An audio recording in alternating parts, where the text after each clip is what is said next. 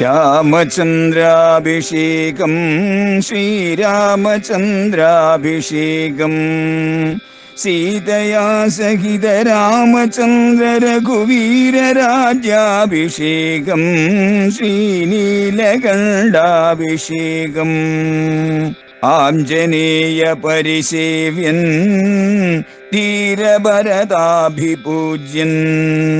വീരലക്ഷ്മണ കുമാര ശത്രുഘ്ന സോദരാർച്ചിത പദാബ്ജൻ ശ്രീനീലകണ്ഠ ഹൃദയേശൻ രാമചന്ദ്രാഭിഷേകം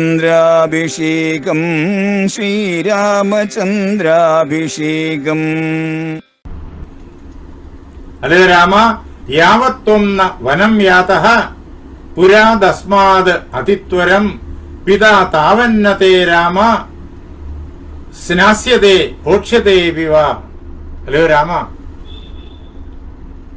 നീ ഇവിടെ നിന്നിട്ട് കാട്ടിലേക്ക് പുറപ്പെടുകയും വേഗത്തിൽ കാട്ടിൽ എത്തിച്ചേരുകയും ചെയ്താൽ മാത്രമേ അദ്ദേഹം ഭക്ഷണം കഴിക്കുള്ളൂ. നിന്റെ പിതാവ് നീ കാനനത്തിലേക്ക് പുറപ്പെടുന്നതുവരെ, കാട്ടിൽ എത്തിച്ചേരുന്നതുവരെ നിന്റെ അച്ഛൻ കുളിക്കുകയുമില്ല, ഭക്ഷണം കഴിക്കുകയുമില്ല.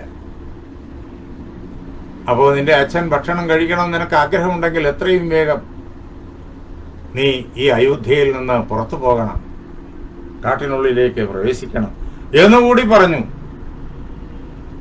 അപ്പോഴേക്കും രാമന്റെ മറുപടി, കാനനത്തിലേക്ക് പുറപ്പെടുന്ന രാമന്റെ മറുപടി, ധി കഷ്ടം ഇത് നിശ്വസ്യ.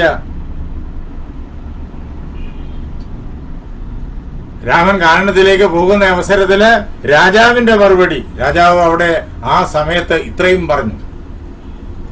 കൈകേയി ഇങ്ങനെ രാമനോട് പറഞ്ഞപ്പോ, നീ പോയാൽ മാത്രമേ അച്ഛൻ ഭക്ഷണം കഴിക്കുകയുള്ളൂ, കുളിക്കുകയുള്ളൂ എന്നൊക്കെ പറഞ്ഞപ്പോ മഹാരാജാവ് മറുപടി പറഞ്ഞു, ഇങ്ങനെ ഇത്രയേ പറഞ്ഞുള്ളൂ, ധി കഷ്ടം, നിന്ദനീയം നിന്ദനീയം.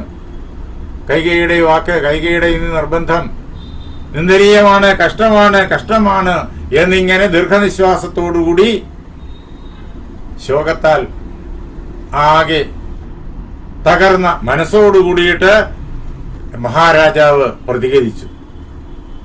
ആ അവസരത്തില് ശ്രീരാമചന്ദ്രൻ മഹാരാജാവിന്റെ സമീപത്തേക്ക് ചെന്നു.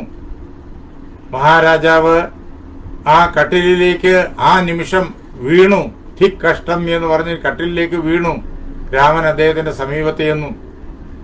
മെല്ലെ സ്നേഹത്തോടുകൂടിയിട്ട് അദ്ദേഹത്തെ പിടിച്ച് എഴുന്നേൽപ്പിച്ച് അദ്ദേഹത്തെ ഇരുത്തി.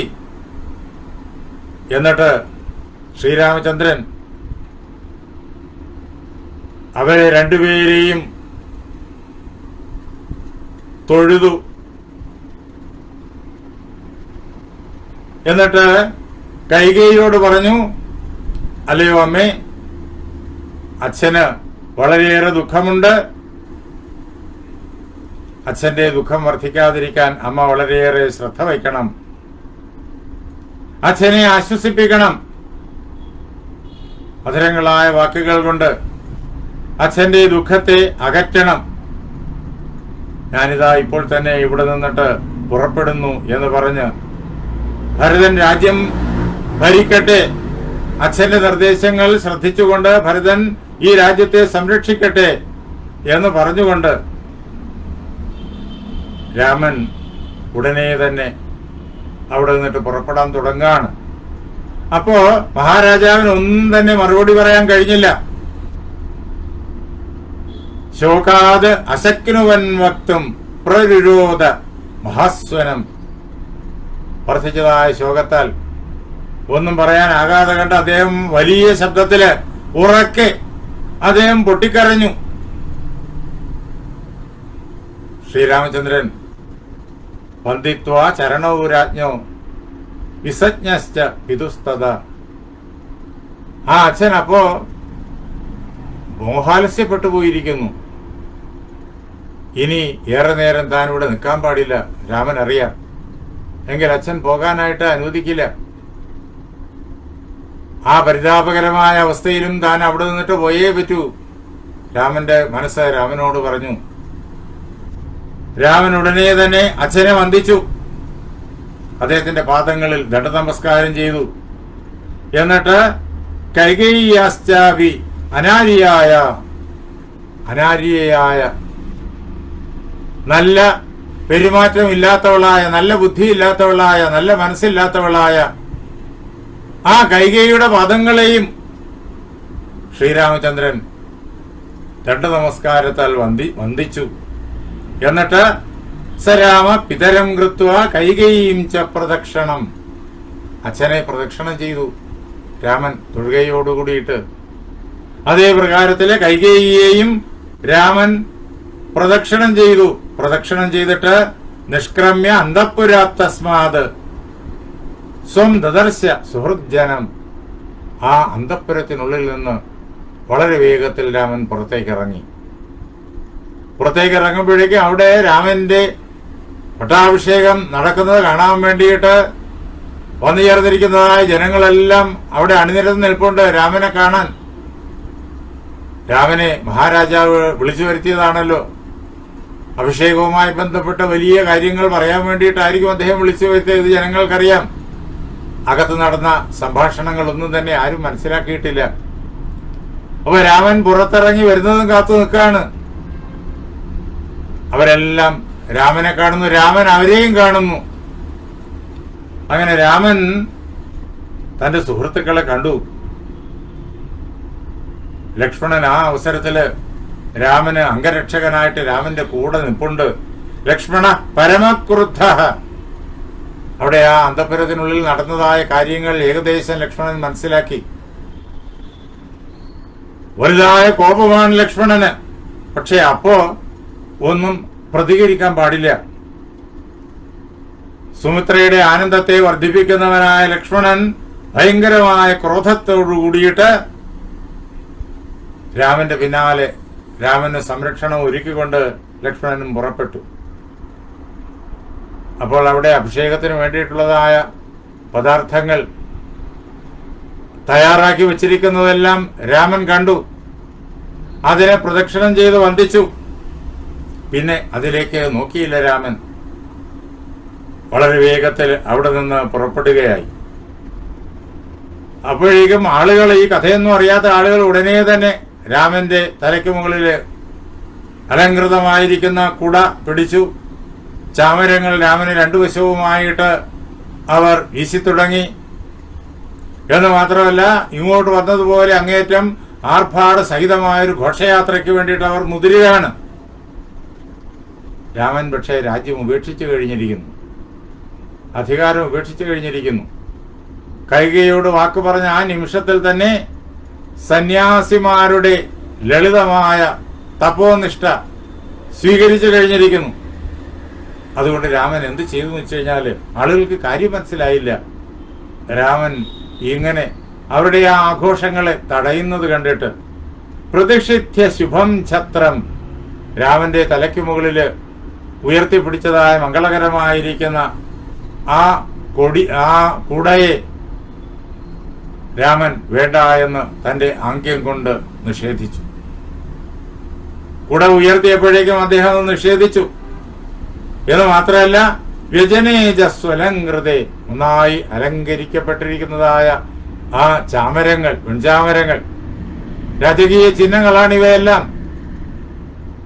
കിരീടം വെക്കാൻ പോകുന്ന യുവരാജാവിന് അത് വേണമല്ലോ ഘോഷയാത്രയ്ക്ക്. പക്ഷേ രാമൻ ഇപ്പോൾ യുവരാജാവല്ല, ആ സ്ഥാനം പരിത്യജിച്ചിരിക്കുന്നു. അതുകൊണ്ട് രാമൻ ആ വ്യജനങ്ങളെയും അദ്ദേഹം തടഞ്ഞു. തന്റെ ആംഗ്യം കൊണ്ട് തന്നെ വേണ്ട എന്ന് കാട്ടി. പിന്നെയോ വിസർജയിത്വാ സ്വജനം രഥം പൗരം തഥാ ജനാൻ, തന്റെ സ്വജനങ്ങളെ, തന്റെ ശ്രേയസ് കാണാൻ വേണ്ടിയിട്ട് കൂടിയിരിക്കുന്ന ജനങ്ങളെ അവിടെ നിന്നിട്ട് പിരിഞ്ഞു പോകാനായിട്ട് രാമൻ ആംഗ്യം കാണിച്ചു. എന്നിട്ട് രഥത്തിലേറിയാണല്ലോ പോകേണ്ടത്, രഥം വേണ്ട എന്ന് അദ്ദേഹം തടഞ്ഞു. രഥത്തെ ഉപേക്ഷിച്ചു. രാമന്റെ പിന്നാലെ വരാൻ തുടങ്ങിയ പൗരന്മാരെ വരണ്ട എന്ന് അദ്ദേഹം തടഞ്ഞു. എല്ലാവരെയും തടഞ്ഞിട്ട് രാമനോടൊപ്പം ഇപ്പൊ ലക്ഷ്മണൻ മാത്രം. എന്തുകൊണ്ട് എന്ന് ആർക്കും മനസ്സിലാകുന്നില്ല. എല്ലാവരും അത്ഭുതപ്പെട്ട് അന്തം വിട്ട് പരിഭ്രമിച്ച് സ്തംഭിച്ച് നിൽക്കുകയാണ്. രാമനും ലക്ഷ്മണനുമായിട്ട് വളരെ വേഗത്തിൽ അവിടെ നിന്ന് നടന്നുപോയി. അങ്ങനെ രാമൻ നടന്നു പോകുമ്പോഴും രാമന്റെ മുഖത്ത് ദുഃഖത്തിന്റെ യാതൊരു ലാഞ്ചനയും ഉണ്ടായിരുന്നില്ല. നാലക്ഷ്യത രാമസ്യ കഞ്ചിത് ആകാരമാനനെ, ഒരു ഭാവഭേദവും രാമന്റെ മുഖത്ത് അപ്പോൾ കാണുവാനുണ്ടായിരുന്നില്ല. എന്തെങ്കിലും ഭാവഭേദം മുഖത്ത് വന്നിരുന്നുവെങ്കിൽ ആളുകൾക്ക് ഏതാണ്ട് കാര്യങ്ങളൊക്കെ കുറെയെങ്കിലും ഊഹിക്കാമായിരുന്നു. ഒന്നുമില്ല. രാമൻ ഇതെല്ലാം തടഞ്ഞു, ഘോഷയാത്രയെല്ലാം തടഞ്ഞു, രഥവും വേണ്ടെന്ന് വെച്ചു, നടന്നു പോവാണ് രാമന്റെ കൊട്ടാരത്തിലേക്ക്, ലക്ഷ്മണൻ മാത്രം കൂടെ. പക്ഷേ മുഖം നേരത്തെയുള്ളതുപോലെ തന്നെ അങ്ങേയറ്റം പ്രസന്നം, യാതൊരു ചാഞ്ചല്യവും ഭാവഭേദവും ആ മുഖത്തില്ല. അങ്ങനെ ശ്രീരാമചന്ദ്രൻ വളരെ വേഗത്തില് കൊട്ടാരത്തിലേക്ക് പോകുന്നു. വാചാ മധുരയാ രാമ സർവം സമ്മാനയഞ്ജനം. അവിടെ തന്റെ അടുത്ത് വന്നു ചേർന്നിരിക്കുന്നതായ ജനങ്ങളെയെല്ലാം മധുരമായ വാക്കുകൾ കൊണ്ട് ആദരിച്ച്, ജനങ്ങളോട് യാതൊരു അനാദരവുമില്ല. അവരെയെല്ലാം അനാദരിച്ചുകൊണ്ടല്ല രാമന്റെ പോക്ക്, അവരെയെല്ലാം മധുരമായ വാക്കുകൾ കൊണ്ട് ആദരിച്ചിട്ട് ശ്രീരാമചന്ദ്രൻ തന്റെ അമ്മ കൗസല്യ പാർക്കുന്നതായ ആ കൊട്ടാരത്തിലേക്ക് വളരെ വേഗത്തിൽ പോയി. ആ അവസരത്തിൽ സൗമിത്രയും രാമനോടൊപ്പം കൗസല്യ പാർക്കുന്ന കൊട്ടാരത്തിലേക്ക് ചെന്നു. ഇങ്ങനെ ശ്രീരാമചന്ദ്രൻ കൈകേയിയുടെ കൊട്ടാരത്തിലേക്ക് നിന്ന് ഇറങ്ങി കൗസല്യയുടെ ഭവനത്തിലേക്ക് പോകുന്ന അവസരത്തില് കൈകേയിയുടെ കൊട്ടാരത്തില് ഉറക്കെയുള്ളതായ കരച്ചില് കേട്ടു, ഉയർന്നു കേട്ടു. അതിനകത്തുള്ളതായ സ്ത്രീകൾ, കൈകേയിയുടെ കൊട്ടാരത്തിലുള്ളതായ സേവകരായിട്ടുള്ള പരിജനങ്ങൾ, അവരെല്ലാവരും ഈ കാര്യം മനസ്സിലാക്കി. രാമന് കിരീടം വയ്ക്കുന്നില്ല, രാമൻ കാട്ടിലേക്ക് പോകുന്നു, രാമൻ കാനനത്തിലേക്ക് പോകുന്നു എന്നുള്ളത് അവർക്കാർക്കും സഹിക്കാൻ കഴിയുന്ന കാര്യമല്ല. ആകെ അതിൽ സന്തോഷിക്കുന്നത് രണ്ടുപേർ മാത്രമേ ഉള്ളൂ, കൈകേയിയും മന്ധരയും. ബാക്കി എല്ലാവർക്കും ദുഃഖമാണ്. തസ്മേംസ്തു പുരുഷവ്യാഘ്രേ നിഷ്ക്രാമതി കൃതാഞ്ജലവും. പുരുഷശ്രേഷ്ഠനായിരിക്കുന്ന ശ്രീരാമചന്ദ്രൻ അവിടെ നിന്നിട്ട് കാനനത്തിലേക്ക് പോകാൻ വേണ്ടി അമ്മയുടെ ഭവനത്തിലേക്ക് പോകുന്ന അവസരത്തില് ആർത്തശബ്ദോ മഹാൻ ജജ്ഞേ സ്ത്രീണാം അന്തഃപുരേ തഥാ. ആ അന്തഃപുരത്തിനുള്ളില്, കൈകേയിയുടെ ആ കൊട്ടാരത്തിനുള്ളില് അവിടെ ഉണ്ടായിരുന്ന സ്ത്രീകളെല്ലാവരും ഉറക്കെ വാവിട്ട് കരയാനായി തുടങ്ങി.